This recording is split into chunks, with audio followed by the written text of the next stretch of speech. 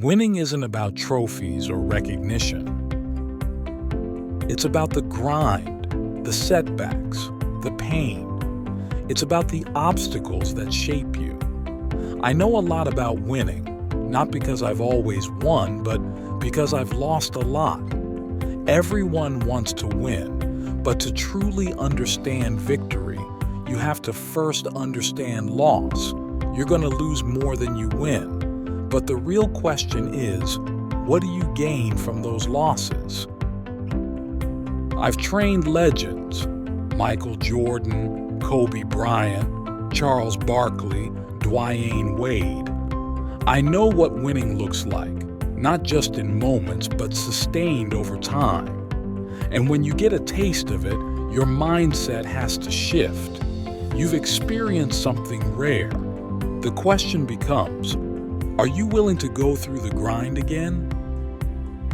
Kobe had a word he used often, obsession. He said you need to be obsessed with your version of winning. You have to be all in. The top 3 lessons I learned from MJ: compete relentlessly, be accountable, and win in every area of life.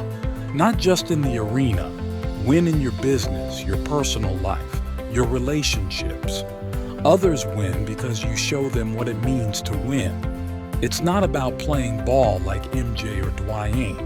It's about developing a mindset that refuses to accept defeat.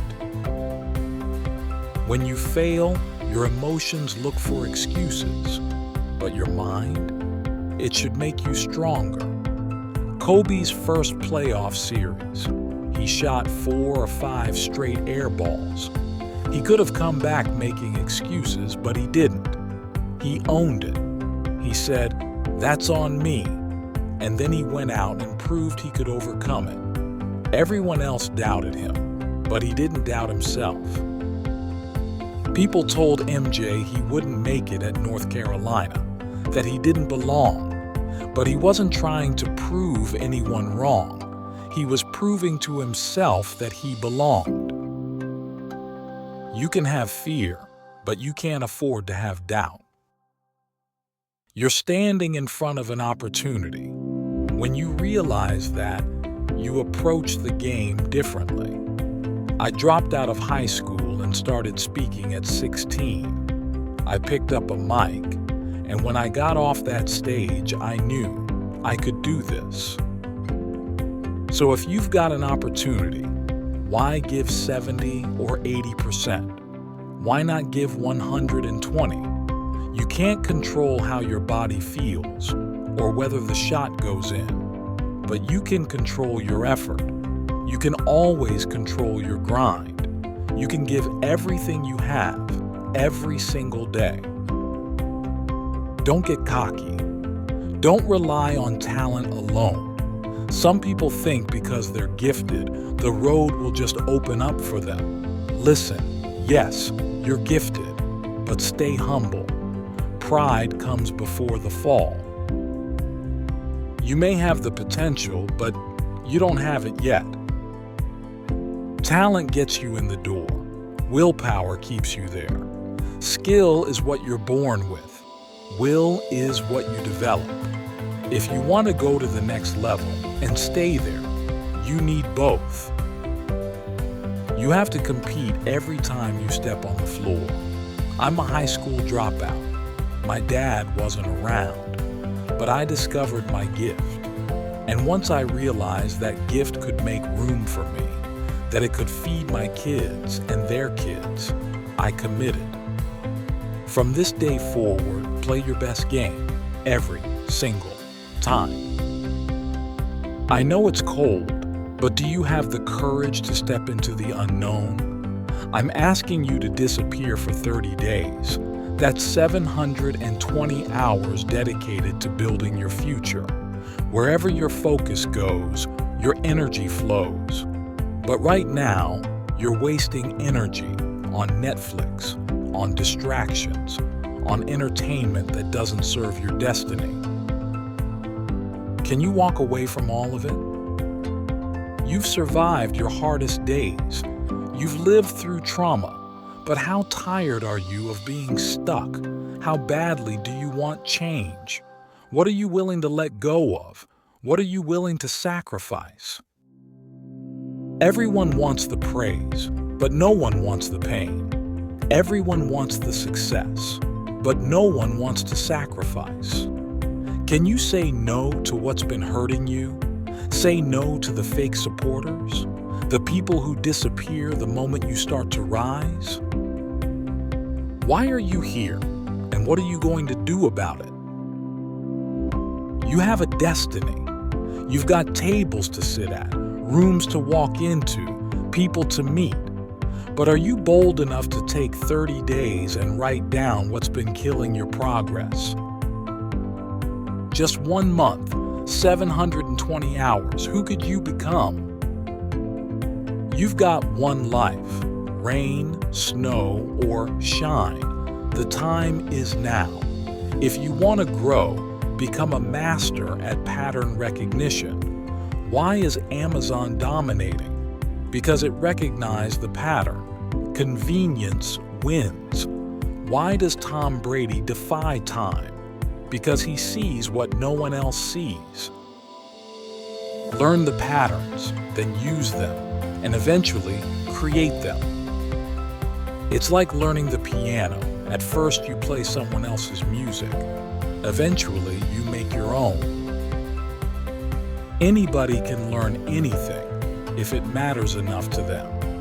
When your mission is bigger than you, when you care more about your family, your community, your vision, that's when you tap into strength you didn't know you had.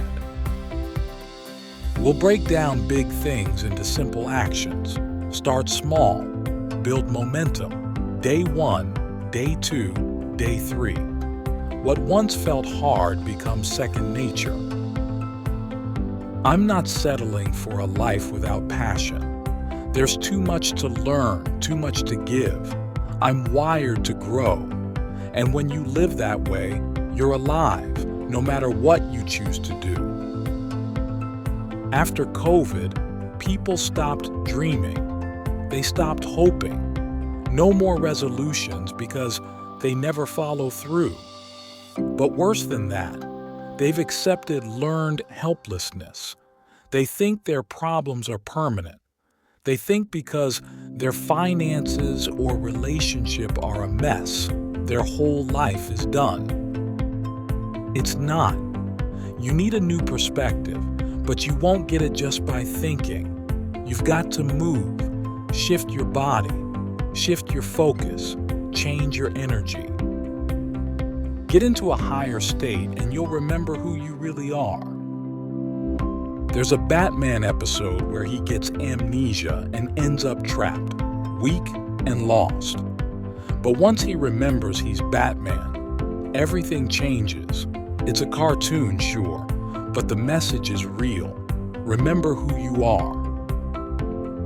That's identity. That's the foundation of lasting change. Start where you are. Do what's next. Then grow. People hit 5, 6, 7 years in a job or business and they start questioning everything. That's normal.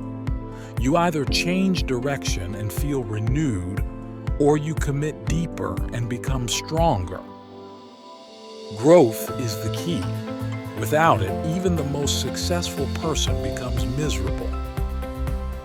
I learned early, everything changes, everything ends. That may sound heavy, but it should make you value what you have now, and it should remind you what's next can always be better if you make it so. Most people have been conditioned to avoid risk, but if you want to be happy, here's the one word you need: progress. 3 more words, shut it down. Log out, unplug, step away from distractions. Take time to evaluate who you are and who you're supposed to be. Yes, you're broken, you're tired, you're worn down, you're bleeding in places no one can see, but if you shut it down, you can heal. You're standing on the edge of your next move. Now's the time to take the leap. It takes faith to walk away from comfort, to step into your purpose, to trust the unknown. But if you're serious about who you want to become, you've got to do it. Can you disappear for 30 days? The first person you need to influence is you. Wake yourself up, follow a plan, write it down, then disappear. Step back from the noise, because life has tried to bury you, and you survived. Now, are you hungry enough to chase what's yours? Are you radical enough to shut it all down and come back transformed? Can you suffer now so you can live the rest of your life as a champion? Here's the truth. You'll stay stuck unless you confront the leashes in your life. Go through your contacts. There are people draining you, your time, your energy, your purpose. It's time to connect with those who will elevate you, who will challenge you, who will demand your greatness. Over the next 30 days, 720 hours, identify the people and habits that have kept you broken, that have kept you anxious and defeated, that have held you under stress and fear. Your DNA has been altered by people who don't belong in your future. Yes, love and serve others, but when you're trying to build a legacy, you can't partner with people who don't sacrifice like you do. You get rewarded in public for what you do in private. So reflect, go through the mud, run in the rain, dance in the snow, breathe deeply. Yes, it's cold on the other side, but it's time to cross over because you're too comfortable where you are. Disappear for 30 days and come back unrecognizable. Who you are today has gotten you this far. If you want to go further, you need to reinvent yourself. That means unplugging for 30 days. You can't enter your future broken. Heal first. Then go back and grab those who believed in you before you made it. You're tired, anxious, depressed. You've lost people, maybe even yourself. But if you're bold enough, if you're courageous enough, shut it down for 30 days. You've talked enough. You've posted, tweeted, journaled, vented. Now it's time to go do the work. Disappear for 30 days. And come back and shock the world.